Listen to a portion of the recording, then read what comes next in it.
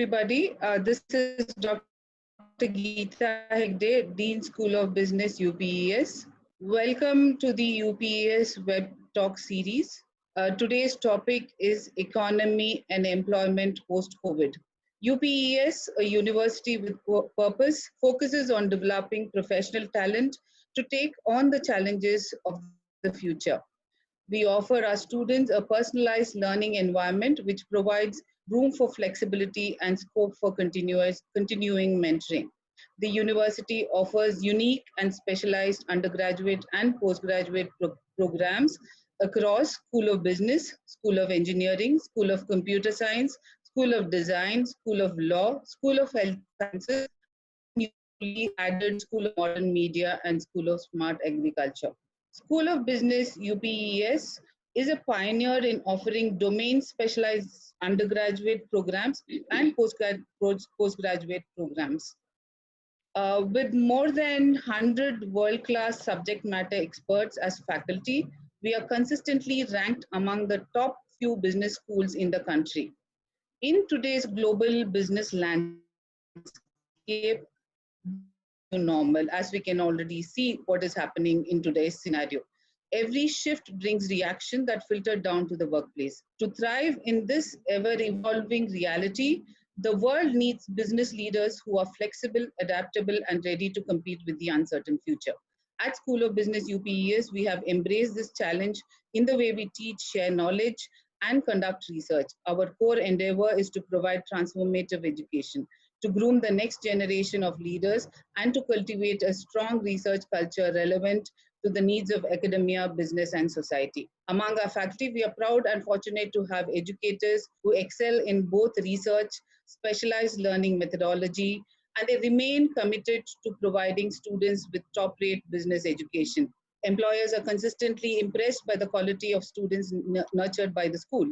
Our growing community of successful and impactful alumni represent the immense resource of the school. With our alumni present in almost every sector and continent, our students benefit from this vast network, giving them access to information, industry mentors, and job opportunities. I would now like to introduce the speaker of this evening and the topic, the very renowned Padma Bhushan Dr. Jagdish Sheth, management guru and thought leader. He is known nationally and internationally for his scholarly contribution in the areas of marketing, competitive strategy, and geophysical political analysis. Professor Sheth has over 50 years of combined experience in teaching, research, consulting, consulting leading companies across the globe. His client list includes AT&T, Bell South, Cox Communication, Delta, Ernst & Young, Ford, GE, Lucent Technologies. The list goes on. I must tell you that I urge you to all look at the website of Dr. Jagdish Sheth to see the numerous work, humongous work that he does. He's also a philanthropist who gives back to the society. And through his work on he initiated the Academy of Indian Marketing in the country to support the scholars of the country and also give back to the society through education and academia. Welcome you, sir, Dr. Jagdish Sheth, to speak about this topic today, which is on economy and employment post-COVID. COVID-19, as we know, is putting the global economy into a tailspin. Many countries are heading for very sudden and unprecedented recession. This crisis will catalyze some huge changes, as we call it the new normal. With this outbreak, the world economy has come to a grinding halt. As we can see, we are all working from home and sitting at home and wondering how the next few years are going to be. The economic fallout would be enormous in terms of loss in production, income, and employment, as we can already see. The estimated cumulative loss over 2020 and 2021 from the pandemic, according to the International Monetary Fund projections, would be around 9 trillion US dollars. And global economic growth in 2020 is likely to fall to -3%. India, of course, is facing the hit very, very hugely. India is likely to record its worst growth performance since the 1991 liberalization this fiscal year, as the coronavirus outbreak severely disrupts the economy. India's economy is expected to grow with a very meager 1.5% to 2.8% in the 2020 and 21.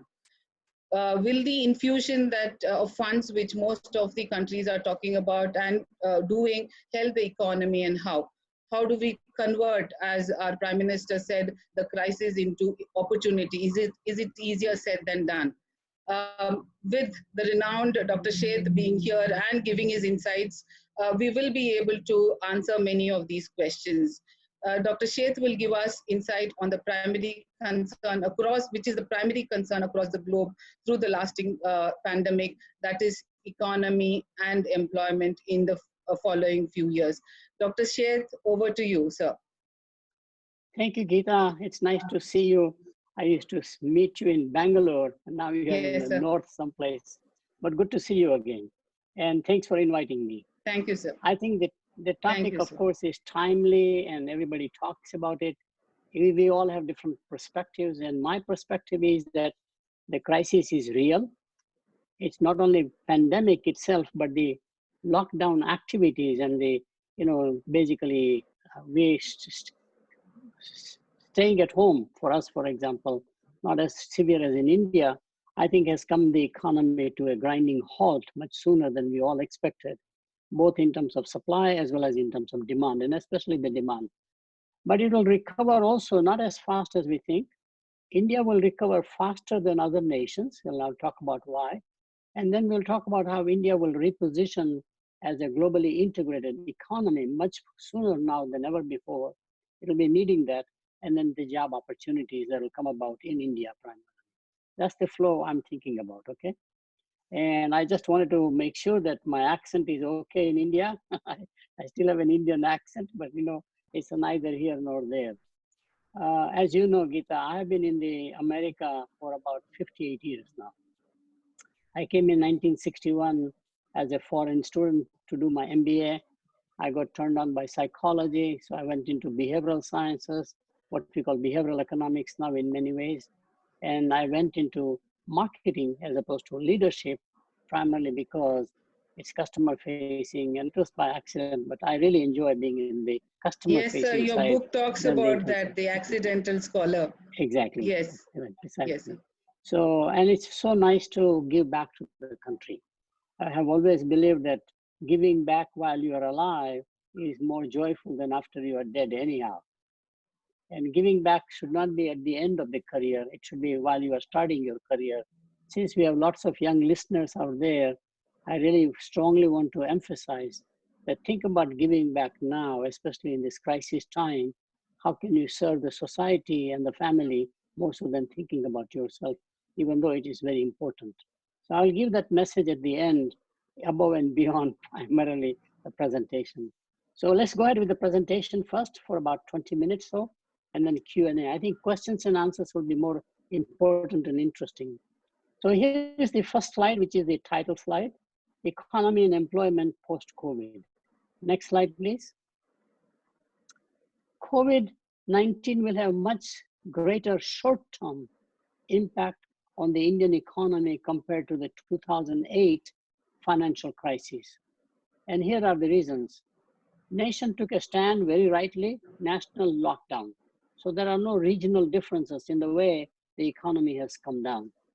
It's across all sectors of the economy, agriculture, industrial, and services, probably impacting the agriculture less, surprisingly, and services a lot less, because in services, I can distribute the work quite a lot. And in agriculture, the informal economy runs anyhow. It is going to affect, therefore, the industrial and the manufacturing sector the hardest, at least in the short run, disrupting the supply chain, for example, workers not being available. So we are watching the impact on manufacturing more so than it will be on services, or more so than on the agriculture. India was insulated by policy in 2008. Most of the banks in India, as you know, are nationalized banks like SBI, for example, or Punjab National, big banks. relative to ICICI Bank, HDFC, and they were insulated because they were not allowed to participate in the structure that instruments which collapse the economy. Today it's much different. There is no safety through regulation because we are creating the regulatory environment, the policy environment to save lives. Much less cash economy today than in 2008. There was this huge cash economy, and then of course we had the demonetization, everything basically digitized. So the impact of coronavirus will be much greater, much sooner than ever we expected compared to 2008, 2009 crisis or previous crisis. It is more comparable to the Great Depression worldwide and definitely World War II. We need to learn quite a lot about how countries revitalized themselves from World War II, destroying the countries like Japan, Germany, all of Europe, etc., and how we revitalized and created the growth. Only thing I can tell is that economy came down like on a very fast elevator or lift, maybe on Burj Khalifa in Dubai, which is a tall building. So taller the economy, stronger the economy, it came down much faster. It will climb back only step by step. Don't expect a V victory or a V economy, no matter where you are in the world. The shape will be coming back very gradual, and we are now watching which sectors will start first in terms of delivering back to the economic growth, and which sectors will be the laggards, essentially. Next slide, please. There will be significant short-term impact on the economy and employment, the COVID-19. Compared with companies with limited cash resources are not likely to survive. And this is a key point with the Indian economy. We leverage too much in the Indian economy because we have quite a lot owner-managed enterprises, small, medium businesses, but even the large industrial houses are basically run by family in some fashion. And given that, they tend to leverage quite a lot. So suddenly when the stock market collapses, your debt ratio goes up, and therefore you have a junk bonds. And you have to pay a much higher interest rate. So there will be some casualty, which I will talk about which and how later on. While the economic stimulus of 2020 in India is staggering compared to what we have done before ever, it needs to be further augmented. As the Prime Minister mentioned yesterday, I think, for example, or 2 days ago, allowed one more bailout package. America, we are going to the 5th bailout package now. So I think government will have to step in a lot more. However they do it, both through the fiscal policy and the monetary policy, that'll be very important. People have always said, how much can you do bailout? You are basically mortgaging the future in some fashion to survive the present. The answer is very simple. No bailout package is big enough when survival is at stake. There is no future if you collapse now, by definition. So you have to invest massively to protect or to basically survive the economy right now. And we are all watching how different governments will implement those policies, both on the fiscal side as well as on the monetary side. In the long run, however, Indian economy will bounce back to much higher rate of growth. My estimates are running 7 to 8%, is almost pretty much there in 2 years, but it may even peak to about 10%. This is the forecast, more optimistic than most people will make, and I will try to articulate why I'm so optimistic about the future revitalization of the Indian economy. Next slide, please. In the short run, it's fascinating. While we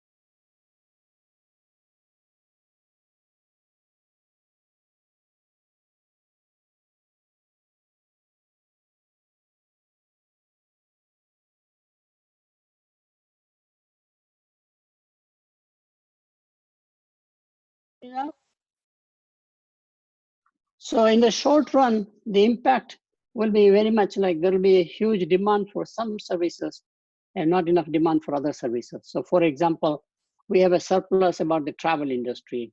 Airlines and airports are all empty right now. We have a similar one about the shopping malls, for example.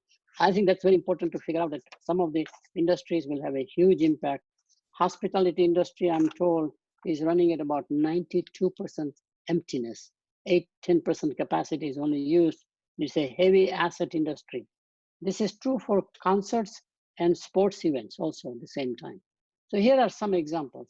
But at the same time, you see a shortage. For example, e-commerce is growing enormously as a substitute what we are doing. And also, in fact, home delivery. People are now saying, I'm locked in, but I need the daily necessities, what are called essentials. How do I do the home delivery? And you have the online streaming coming along pretty well. So online streaming is there, that's coming along. And office work. Office work, we are continuing these educational institutions, IT services, any white collar industry is going to do quite well. So it seems like we are going to have a surplus on one side and a shortage on the other side. As the Prime Minister mentioned, there is actually, in fact, opportunity in adversity. It is always the case. So matching supply and demand will be key, and there will be some intermediaries that will arise in the short run, try to match the supply and demand, as we have seen worldwide through what is called the personal protection equipment, the ventilators, for example, the masks, for example. There's a whole mismatch between supply and demand, and there are intermediaries who are coming, non-for-profit or for-profit, who are able to come out with properly. So that's very interesting. Next slide, please. Who will survive in the short run? There are only two criteria. Businesses that are both willing and able to change or adapt will survive the coronavirus. And willingness comes primarily from whether you have a strong culture that does not allow you to change. Leadership is very key, and you know survival is at stake, so you have to change just to survive. On the other hand, ability to change is a very important one to understand, because sometimes regulation doesn't allow you to change. So how do you manage regulatory process, get some freedom from relief from regulation, compliance, etc., as we are doing in America quite a lot. For example, the drug trials, what we are doing is to speed it up rather than go through the normal process, hoping there will be a vaccine out there in 6 months, 9 months, as opposed to 3, 4, 5 years. We also, unfortunately, one that we are not able to change quite often is through processes. And then the last one, of course, is the whole supply chain gets disrupted in the short run. So how do you rebuild the supply chain? This chart, I don't want to go into detail, but this will be interesting to understand that it is both willingness and ability. I do want to make that resilience is the key to survival, and humans are more resilient than anybody else that I know. We are improvising so well right now at home. I mean, we have now Hindu weddings done in America on the curb, on the side, with people driving through. We have funeral arrangements done whereby you don't see the body at all. There is nothing there, but you celebrate the life of the person who recently passed away. We are improvising quite a lot, or jugaad as we call it in India, doing more with less and also doing with constraints somehow. I think that's the future. We will learn so much. More innovation will come in the process as soon as the coronavirus epidemic is over. And in the process, you will see the revitalization with new startup businesses, just as we saw with Silicon Valley rising after the first energy crisis in the late 70s, early 80s. And that's where the whole technology took over from the industrial age to the knowledge age. Next slide, please. So India will reposition and has to reposition from being isolated domestic economy, which is how we organized the nation in 1950, what is called planned economy, license Raj, whatever word you want to use. We liberated the economy, or the second independence of India came in 1991 out of sheer necessity, because we had run out of foreign exchange. We liberalized the economy by allowing private companies to come in, like in the cellular telephone, many industries. We allowed automobile industry to be privatized, and now rest is history. We created so many millionaires and billionaires in the process, and economy grew enormously. And India became now sort of a point of attention by the world. How come out of nowhere this economy, like China, has become suddenly a major economy in the world? So integrated global economy will have to become whether we like it or not. And the other side is very important, and I will emphasize again and again, we have to go from a low-tech to a high-tech economy. India cannot rely on remaining low-tech as it used to be before. We have to become more and more high-tech. Use of technology everywhere, thinking about technology as a very important asset, not just capital, but technology is an important asset that can get more potential out of the humans than we have ever imagined. So embracing automation and artificial intelligence is key to future repositioning of India. Next slide, please. Why India will bounce back sooner, as I mentioned earlier. First of all, the pent-up demand is enormous. And India's pent-up demand, right now, they cannot even go out and fulfill the demand, would be more toward durable appliances, toward automobiles. These are the things that you have postponable, discretionary, travel, entertainment, whatever they are, and you will see actually the demand coming in those sectors much earlier because it's really pent-up demand. We cannot do. Food services is common in India, so that's not a key issue. It's a lot more discretionary demand, as I call it, or demand which comes out of wants and desires rather than out of necessities. Second area is very key. India is very entrepreneurial. In fact, the real competitive advantage of nations like India is the entrepreneurship, not the capital, not the technology. And entrepreneurship is a real competitive advantage of a nation because it does not recognize gender, men or women both, does not recognize education. In fact, more illiterate people are more entrepreneurial than more literate people, does not recognize faith. Every faith has entrepreneurs, for example. This, I think, entrepreneurial DNA, as it is in China, surprisingly, is going to be unlocked with potential demand from a crisis, survival, to thriving primarily. We have put enough digital infrastructure by leapfrogging altogether the PC revolution that took place in America by going to the cell phones, now building more powerful networks from 4G to maybe 5G. But 4G is pretty strong platform, reaching all over the world. We have the Aadhaar created, which is a biometric exam, probably the largest database. The digital infrastructure will go a long way in revitalizing Indian economy, which surprisingly we lag in America. I mean, we still have legacy systems. They can't talk to each other compared to emerging economies. The sector that will deliver more growth in the future besides consumer demand, which is the largest one, would be defense and homeland security or cyber security. So defense industry will create new growth strategy. I'll talk about that in some way.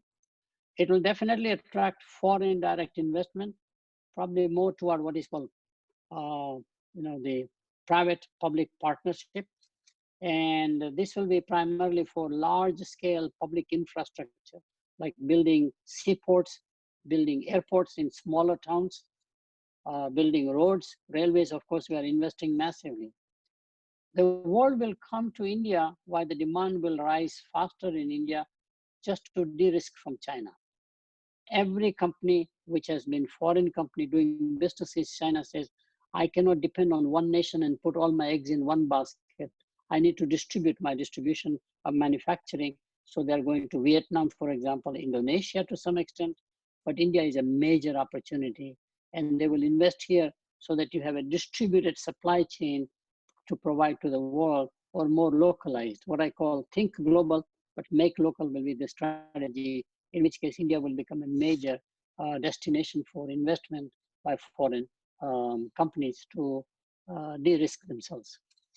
Large talent pool. One of the key things that we have is a human capital.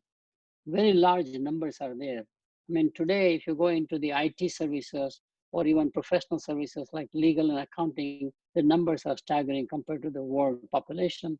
And rather than go abroad, for example, as H-1 visa and be or as a work permit kind of a thing, the work comes to India now. So one of the things I'll talk about is that India will become one of the largest hubs for services, professional services, accounting, legal, medical to some extent, but definitely IT services. And the city that seems to be growing very well in that area as one of the global hub cities is Hyderabad now, not just Bangalore, But I think it'll be multiple cities, about a dozen cities will flourish at the same time with foreign companies doing their work in India rather than doing work in their own country, essentially. Growth of global demand. There will be demand arising after the coronavirus is over, and the demand as it starts, we're looking for supply, and I think that's India will benefit from that also.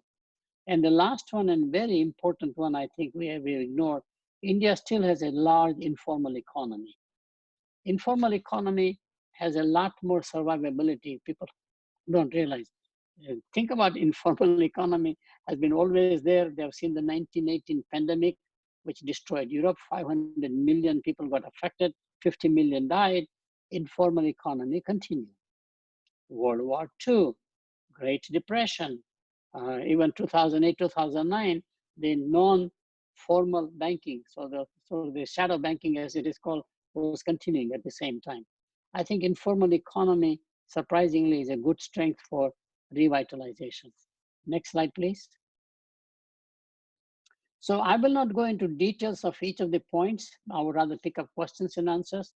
But in order for the Indian economy to take advantage by repositioning as a global destination rather than a domestic destination, putting more technology infrastructure in place, like information highways and the smartphones and whatever we can do, but it has to embrace global standards and global benchmarks for domestic products. There cannot be something like this is an export quality, this is a domestic quality. It has to be one quality, which is a high quality. And that is true in automobile because automobile is a global industry, pharmaceuticals the same way. And surprisingly, one of the industries that is growing in India will grow is processed foods, value add agriculture, not only just smart agriculture. Become a global hub for professional talent, as I mentioned before. Become a second global sourcing destination, de-risking from China, as I mentioned. But someone has to do this proactively, and I think it cannot be done strictly by the government. The private sector has to push the same viewpoint, and the government, and in cooperation between the private sector and the public sector from a policy viewpoint, can go in this direction to revitalize India faster than the rest of the world economy. Soft power is always attained by globally admired brands. It's very important that India aspires to have its brands worldwide, people recognize and say, what a great brand. It is not enough to rely on our culture and heritage alone, or what we'll call archaeological findings and all this stuff, which is fine, but we need to be futuristic for the new India in many ways. Japan did that thing. It used to be a laughing stock when I was growing up in the 50s. Cheap goods, low quality, people would not touch Japanese products till the government and the industry together decided they will go for Six Sigma, they will go for quality processes, the Deming process as it is called. Korea followed the same thing. Korea was the same way, but they invested heavily in technology, vocational technical training, and today brand names like Samsung, Hyundai, LG are world-class brands. In fact, they are as strong as or better than Japanese brands now, and China will move the same way. While China can produce all quality products, mark my words, they will divest low quality, cheap products to other countries, whether it's in Africa or whether it's in Southeast Asia or Latin America, and they will go for high quality products following the Japanese strategy and the South Korean strategy. Next area, please, next slide. Speed up the digital India. I'm very strongly of the belief that it is not the physical infrastructure, but the digital infrastructure that is very important. And you also have to make the physical infrastructure smart infrastructure. Because highways cannot be dumb highways. Can you put intelligence through IoT? It's basically, industrial, internet of the things as it is called, more industrial internet primarily. And that has to be everywhere. Encourage foreign direct investment in India for global markets, not just Indian markets. Provide economic and social incentives for innovation and entrepreneurship. I think government has to invest heavily toward giving incentives to large corporations, not just to, in fact, startup India or entrepreneurs, giving incentives to say, innovate, innovate, innovate. Fortunately, the rest of the world, especially Western world, is bringing now their R&D in India, very high level intellectual property right level because they cannot trust China on the one hand, and we have the manpower to get it delivered. Next slide, please. As I mentioned, digitize, digitize, digitize. Like in retailing, we say location, location, location. For the nation and for the company, surprisingly, it's digitize, digitize, digitize, which will allow you to transition properly from the legacy era. The COVID-19 pandemic will push you in that direction for survival and definitely for thriving in the process. Invest in management education for diplomats, military, and state enterprises. Our diplomatic, military, and state enterprise recruitment is through a different process. They come with an ideology or a policy approach. We need to have also a business and a management approach, and therefore the blending of the two is very important. So we can literally have sessions done for not just the fresh students as we do in management, for example, or in engineering, we teach them management, but I think we have a whole talent pool that can be revitalized if they understand a business aspect. So today, an ambassador of a nation actually is a brand ambassador, is a trade ambassador, not just the diplomatic and the Cold War ambassador that we used to think about. And deepen diplomatic relationship with G20 nations. That platform is very important for India to be globally integrated. So let's go to I will just mention one thing here. Prime Minister Modi has become probably the best brand ambassador for India. Apparently, he is very comfortable, and the rest of the leadership is comfortable, whether he talks to Putin in Russia, for example, Angela Merkel in Germany, for example, or President Trump around here, or Abe in Japan. It is rare to see all of those leaders with very different personalities still liking the same person. It's a rare skill. And I think we have to admire and admit that that skill is needed as a leader of the nation. Many nations don't have that skill, or they are some people like them and some don't like them. I think this is very important asset that we can leverage more and more. Next point, please. Next slide. So fundamental shift on the employment side. Employment clearly would be going from low tech to high tech. And we might have an employment divide in the process. There may be some people, we have to invest massively in the skill set to make it out. Best example is South Korea in 35 years from a feudal economy, like a monarchy-based days, became an industrial powerhouse because they invested in vocational technical training. So it is not the know why, that's what we teach in management or in engineering, but it is know how, that's very important. There are systems in America which are called vocational technical universities. Singapore is investing in the same way. So I think advanced countries are now finding that know-how is as important as know-why. We can create brilliant scientists and they can win Nobel Prizes across disciplines, but that is not going to be enough to revitalize a nation. We need this huge, what I call the professionally skilled certified platform of people, as Germany does it. It certifies every occupation, even janitorial services, for example. That is very important. And as I mentioned earlier, matching supply and demand is key in the short run. Between employers and the employee, again, there's a shortage and surplus, like products and services that we talked about earlier. Next slide, please. So here are the emerging employment opportunities. As I mentioned, the biggest one is global hub for services. So if you are in professional services, you are going to see a lot more of this possibility. And that goes into companies like Microsoft heavily investing. I'm just giving some examples. Amazon is heavily investing, and these are all primarily knowledge workers in some fashion. So I think that's key to understand and analyze that we have a large pool of multi-million in numbers employment opportunities because workers will not go out to other countries, whether it's Germany, whether it's France, whether it's America, whether it's Japan, because every place there's a strong worry about how can you have foreigners work here when we have no employment locally. Everybody wants to be a little more nationalistic right now, make sure that politically they survive populism as a movement, which means the work has to go where workers are rather than workers coming to where the work is. Very key change. And you can see in the examples how much investment these companies are making, both in the R&D area, the design side, but also in terms of just carrying out routine work. Defense industry, as I mentioned again, is a very big one, but especially space and cybersecurity. Those will be two very growth employment aspects. Public infrastructure, again, a very major employer. And this is where the government will have to step in and invest heavily or provide access to public resources like highways or land or whatever they do. I think this is a very important area to revitalize the economy.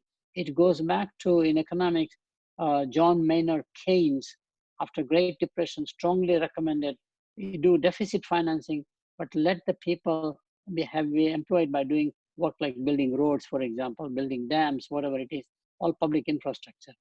And we did one more time in America under Eisenhower, again, 1957, 58, economy was not doing well.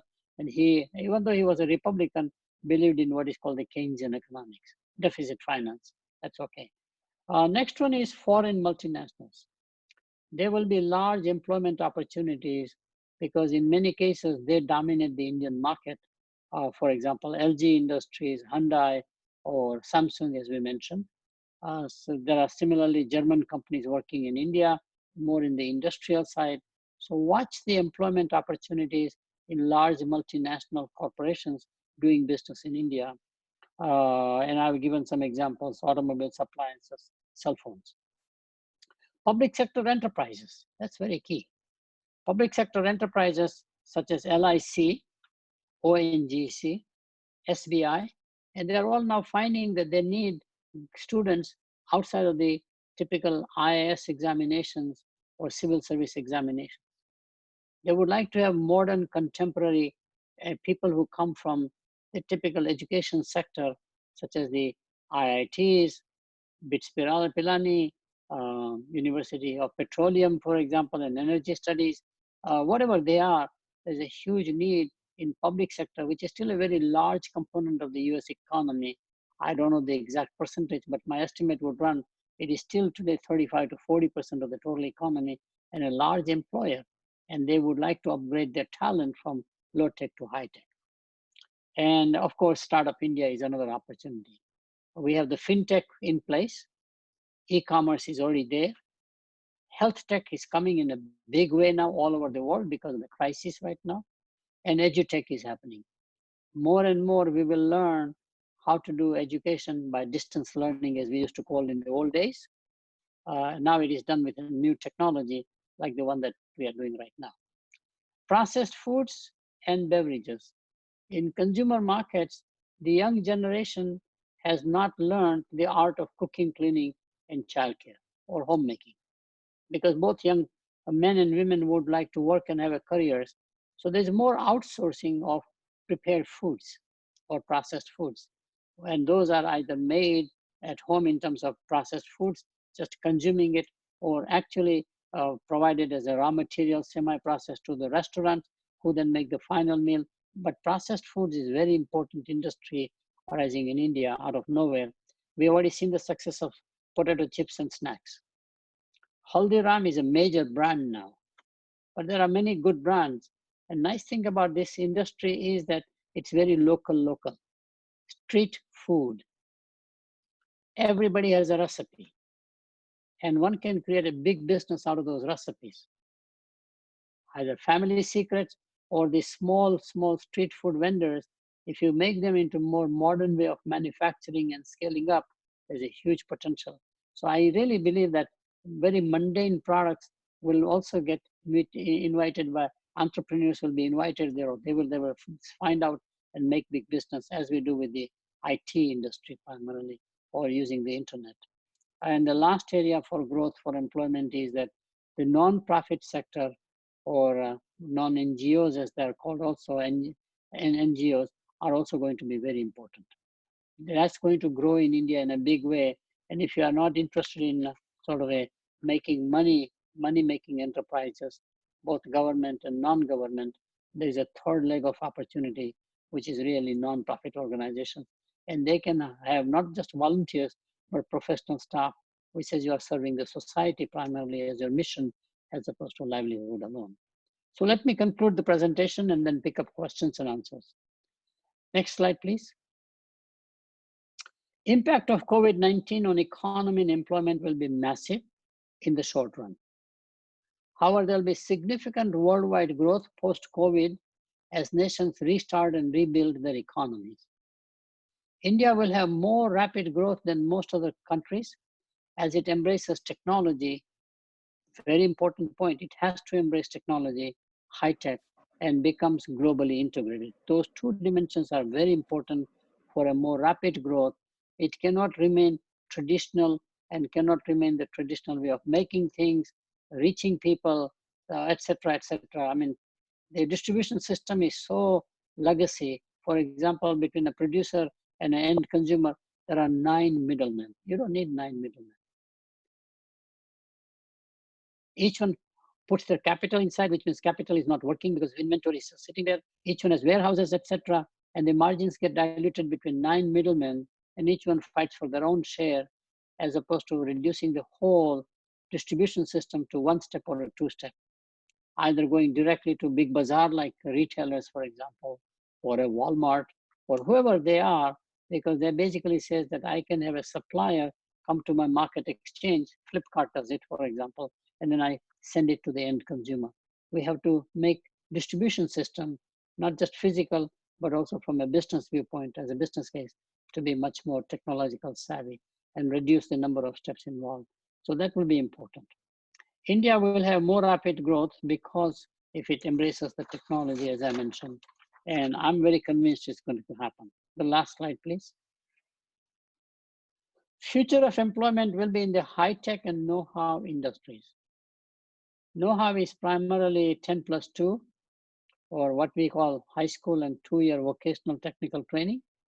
We have a need for plumbers, electricians, surprisingly, both in metro as well as in non-metro, because everyone is building homes now in a more contemporary way. And what we have is an unorganized sector with not proper training, even learning through only experience as opposed to certification. I think that's very important to make unorganized sector in those vocational technical area into an organized sector. Greater employment opportunities will be in high tech, in tech services, processed foods, defense, and public infrastructure. Public sector and startup businesses will also generate more employment and opportunities. Let's see if there's one more page, please. That's it. So that's my presentation. And now Q&A. Geeta, you can raise questions. Thank you, sir. That was a wonderful presentation of how you said about the short-term, long-term impact, repositioning India, the sectors, and also talking about employability and so on and so forth. So there are a lot of questions. Some of them were asked prior to this presentation, and some was happening as the presentation. But let me try and compile it and ask you a few questions, which are also some of the questions similar to the questions that was asked earlier. So the question on economy is that asking about how long will the crisis last, and how will this, many companies may look forward to cutting costs post-COVID. Yes. How will this be in the mind of the employees, and how is this economy going to, how will we overcome this economic crisis? How long will it last? And what will the global economy at all revive is what a broad question on economy. Okay, sure. Economy will revive, there's no question. All major governments of the world, despite increasing debts, are saying that there's a trade-off we have to make, and we cannot just go protecting the human lives while we destroy the economy. The economy is as much a lifelong livelihood kind of a thing. It's very similar to lifelong blood that you need in the body kind of stuff. How do you manage the two? So they'll be phased in opening up of the market, both for supply, manufacturing, as well as in fact for demand. And it will come sector by sector, where incidents of having impact on the pandemic by opening up the market is least. Generally, that will be the case in the agriculture sector, because in the rural population, the density is very low. So people will open up. Services sector is another one where we can continue working and revitalize. So I'll come to specific industries a little later on, but the world will start revitalizing itself unless there is another mutated, pandemic that arises out of the same coronavirus, another phase. Then we don't know. But presuming there is nothing else, but this continues to die out, probably start recovering in the fourth quarter of this year, calendar year. That means October till December, and definitely early next year. It'll start coming back again. The uncertainty will last for 6 months to 8 months worldwide. In India, it'll be a little longer. Yeah, go ahead, please. Geeta, go ahead, please. Yes, sir. So the other question, sector-wise, very interesting question. This is, I'm again combining a few questions and asking you. There are questions on what about sports and luxury goods, because Yes. just before now, sports and luxury was doing extremely well. There's another question asking about what about hospitality and tourism, because these were growing very fast, and suddenly now it is, these are sectors we're looking like sunrise sectors, and now what happens to this kind of sectors? Interestingly, on sports, luxury goods, and those kind of sectors. So first of all, the travel industry, airline travel especially, both railroad and airline travel was growing at 15% in India. Was going to be one of the biggest markets for everybody, such as Boeing, Airbus, who are manufacturers, providing the airplanes. I mean, they were really looking at, so travel will come back along with hospitality, because both of them have to generate more demand just to survive. The cost of capital is so intense in industries like hotels, for example, airports, for example. So that will come back. That's clearly one. The luxury markets will come back, I must tell you, because people who survive have some savings. They feel like now I can splurge. Always the case. We have seen across every economic crisis, luxury market has grown afterwards. Whether luxury market is in automobiles or women's purses, for example, or men's watches, no matter what.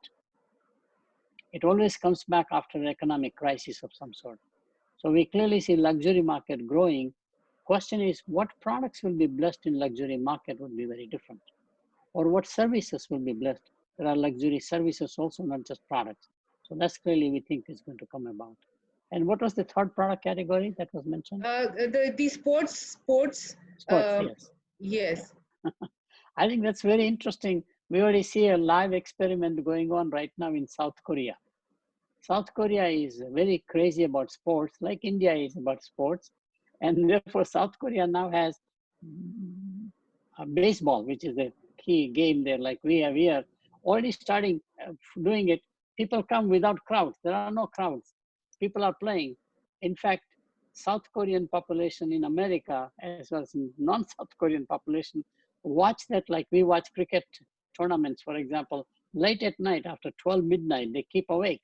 They watch the game. It's basically a game where there is no audience, but the players play. And people get used to it. They don't mind it. Although some are saying, because South Koreans have fans are very important because they have rituals about celebrating, shouting, in like a rhythm, like orchestration as opposed to ad hoc. So sports people are very hungry to get back into sports all over the world. Sports is so universal like hunger, surprisingly, So to me, you are optimistic about sports coming. I'm very much optimistic about sports. Okay, sir, thank you. So there were questions on technology and startup. I think you gave a lot of sectors to this effect on. You did speak about digitizing and technology as a space. Agriculture was another question where they said, how would agriculture sector grow? Would you want to take those, or should I? Because you already mentioned the presentation. Maybe you can just reiterate something. Yeah, we got two other questions. Yes. So let me take one question of one of my faculty members who had asked, will India be able to, Dr. Prasum Dwivedi, he is a senior faculty at the economics and the international business. He's asking whether India will be able to attract international investment industries to set up their businesses in the country post-COVID. Do you think there will be in our country itself? Because now we are talking about self-reliant. In the same manner, there was another question when you said globalization, but India is talking about self-reliance and the infusion of Yes, 20 lakh crores. Do you think that the country, or is it going to good, be otherwise? Yeah. So I have put three very good questions point. together. Yes. I know. Yes, sorry. So let's go. The answer is self-reliance doesn't mean ownership is with Indian corporations. That's the old colonial mindset. There are many, many large enterprises in England owned by foreign companies called Mittal Industries, Tata Motors. They own all the top companies in England, for example. British have never worried about that. We have to change our mindset because we have the colonial history and we worry about that when we nationalized many British corporations in the process, for example, Indianized them in many ways. ITC would be a good example. I think we have to disassociate ownership from operations. Now, there are companies in India who have done very well Indianizing themselves. Unilever is one of them. Nobody thinks about Hindustan Lever as a colonial company which takes all of the profits and exports out. We have to So think you, like that. So there are many companies who will make India as a key market because India is among the top 3 consumer markets, period. So you have to okay, make so cell phones in India rather than export from your country, for example. So self-reliance means that more than self-reliance meaning only Indian corporations operate in India. That's not the idea at all. So that's clearly mhm. my answer. Okay, So sir. we have to invite the world to manufacture in India. Okay, so you believe that India will be able to attract international investment post COVID, as against China? Do you think there's going to be a favor? Because that was the first question, Yeah. that one of the questions. Hold on, answer is yes and no. China Okay. had the benefit when the rest of the world began to manufacture there, that they had the logistics infrastructure called Hong Kong, which Okay. is a major port and a trading place, plus financial institution. So Shenzhen, which is nearby, became the manufacturing center. Okay. Most of the Chinese manufacturing first 20 years Chinese brands. Mm-hmm. They were all foreign brands using Chinese resource for labor. And labor laws were very liberal compared to our labor laws, right? For example, they had to work 6 days a week, almost 10 hours a day. People will come from rural population into factories and stay dormitories. The world took advantage of that. As today, we all manufacture in Bangladesh because Bangladesh has a system of supply and logistics and warehousing and shipping out. So my view is that since companies are going to make products in India for Indian market, as opposed to export market, it's very easy because we do have the systems in place, except distribution, as I mentioned. Biggest weakness is distribution. And we don't have enough capacity. My view is that we don't have enough seaports, for example. For a Okay. country of that kind of a coastline, there should be 40, 50 major seaports, Kandla type, or the Adani port, for example, or the Bombay port, and Calcutta at one time, Chennai, for example. We just have a handful. The coast is so large that one can put more seaports that requires public infrastructure. More importantly, most of the goods, quite a lot of goods actually are going by air travel, air freight. Most of the high valued like chips, etc., are all air freight. Flowers are going by air freight now, more and more worldwide, perishable commodities. So my view is that we have to increase air freight business, not just the airline passenger business. And they're all in the second tier is where the factories are. So how do you do that? So that again requires that public-private infrastructure. So there are sort of necessary conditions that have to be invested in to take the opportunity, right? One more, which is very important. India still is not easy to do business with, no matter what anybody tells me. It's a Okay, so there was hard one question bureaucracy. on policy paralysis, sir. I think you'll be answering that also along with that. A question on, do you think because of the policy paralysis and and infrastructure have always been a roadblock in the past? So do you Yeah. think that will continue? Is what the question I think you might be talking about now. I think a crisis like the coronavirus, COVID-19, is a good wake-up call. It also says that how can we break away from the legacy, historical way we did the business? How can we get away from the historical influences and the lobbying that used to take place? Why we are so behind in business with foreign investors primarily? We say we start all over again. It is like the first independence of India. If you're going to design the economy in 1950, how would you do it? We bless the mixed economy and license Raj, or what is called Lenin's theory called commanding heights, like communism. We believe that public sector will be, I think we have to say, okay, in the 2020, if I had to start an economy which is globally integrated, how would I do it now? Yes. That means you have to be as easy to do business as Hong Kong, Finland, Singapore. Now these are smaller countries, but then you have America is easy to do business with. I can open a company very shortly. So my view is that it is not just the policy, but it's the mindset. That's very important. Okay. How can I be easy to do business? Okay. Yes. So this supply chain has to strengthen, as you had said. So the laws Absolutely. of scope in that space area for the country, and of course, do easy to do business and the mindset. So there's some questions on what are the marketing challenges that you think, since you've done a lot of work in marketing, and we look forward to your and look up to your guidance in the space. So what do you think are the marketing challenges in this era? There are three areas in marketing that would be very necessary in India more and more. One is, of course, branding.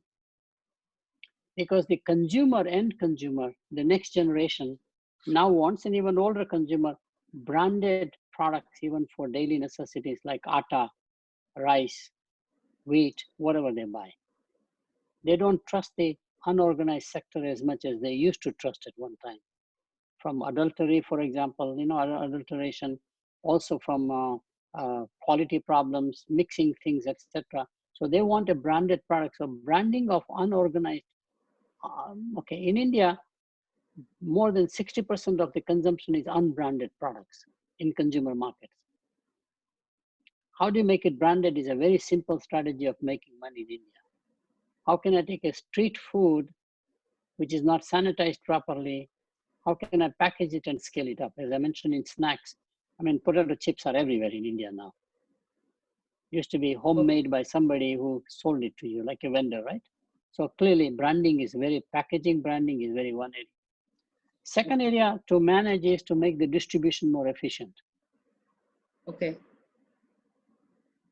You don't have to rely on distribution, and then a panel kind of place. That's still important to go, but we now do have the e-commerce in place, which is in second. If you look at the data from Garden, Amazon, they actually in the second and third tiers than the metropolitan area, because as a consumer, I have choices. I can go to the store or I can buy online. In most of the rural, or not rural, but small towns, there's no choice, surprisingly. Yeah. So it's access. If you have a branded product, how do you increase your access point? Yeah. And the third one is affordability. Yeah. Okay. So those are the three areas in marketing. Yeah, great. Thanks, sir. So there is Professor Trilok Kumar Jain from Manipal University. He's asking about what are the challenges and opportunities to rural India's and cottage industries from India. And I think some of them you answered, but if you want to add on to it. Yeah. Generally, in rural market, it is important to go what I would call more heritage approach, something even more valuable, higher priced that you do because it has a social agenda in some fashion. We have Fab India that has done very well. Fab India can become one of the best brands worldwide. It is unique. Many Western people who come to shop that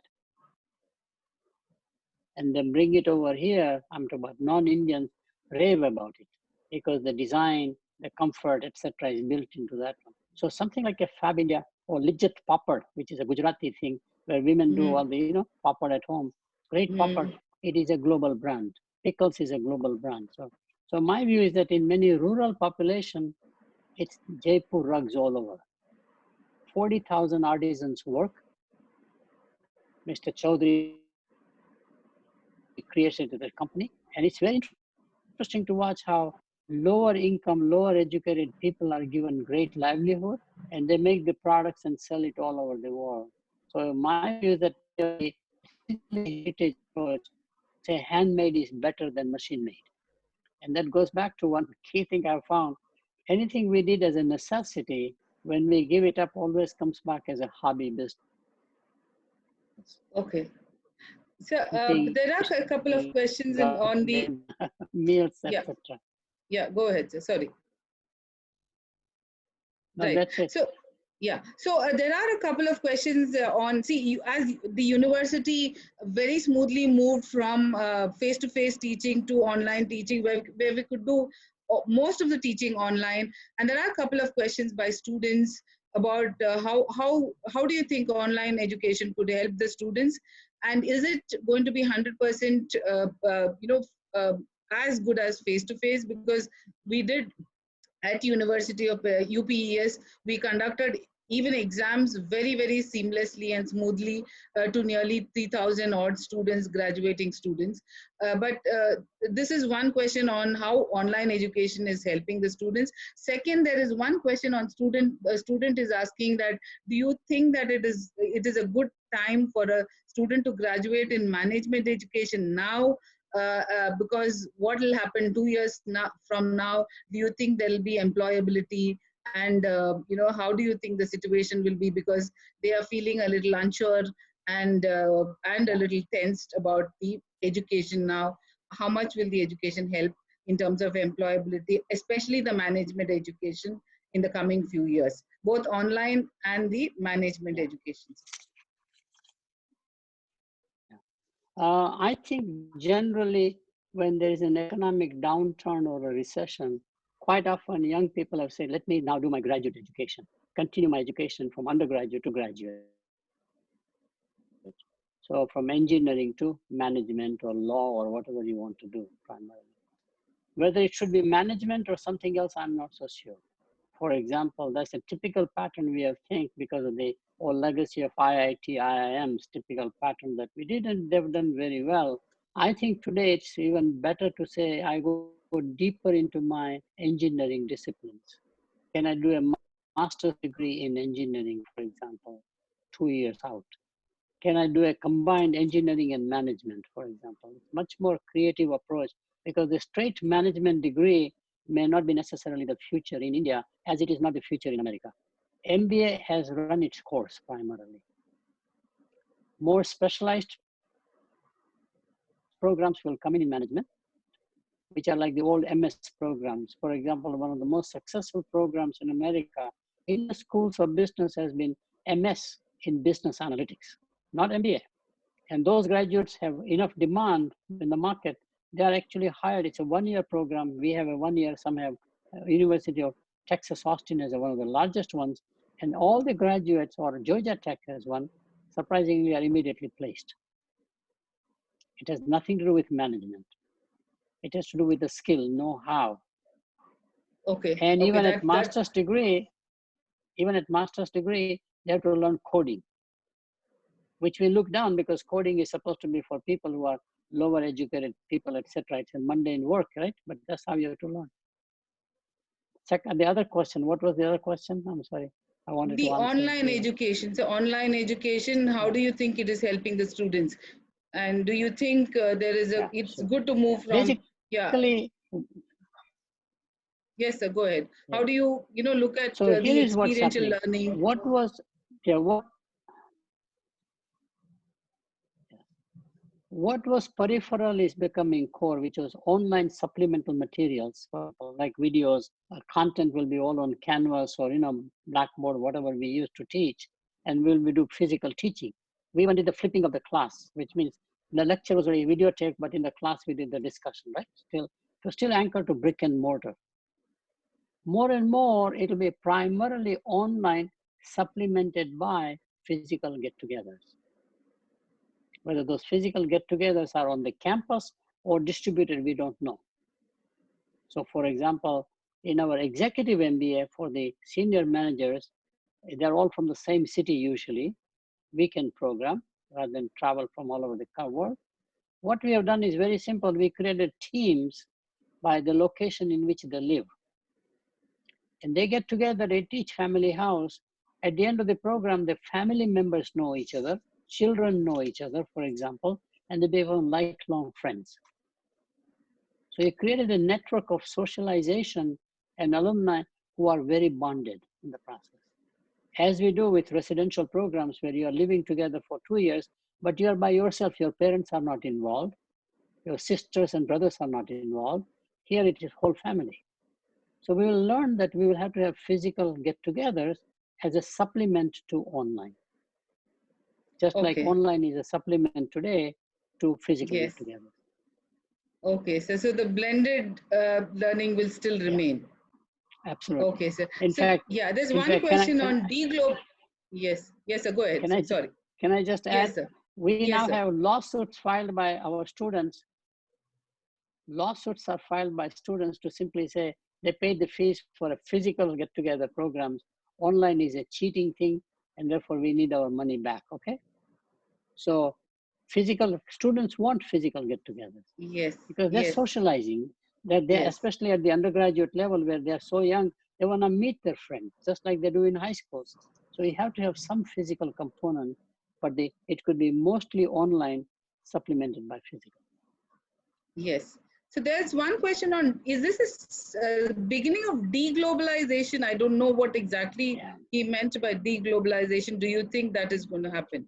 Because we did speak No, about, no, it's not deglobalization. It is basically distributed globalization, which means same companies worldwide, but rather than doing all manufacturing or service in one location and selling it, so the export import will decline and the domestic manufacturing or direct investment will grow by definition.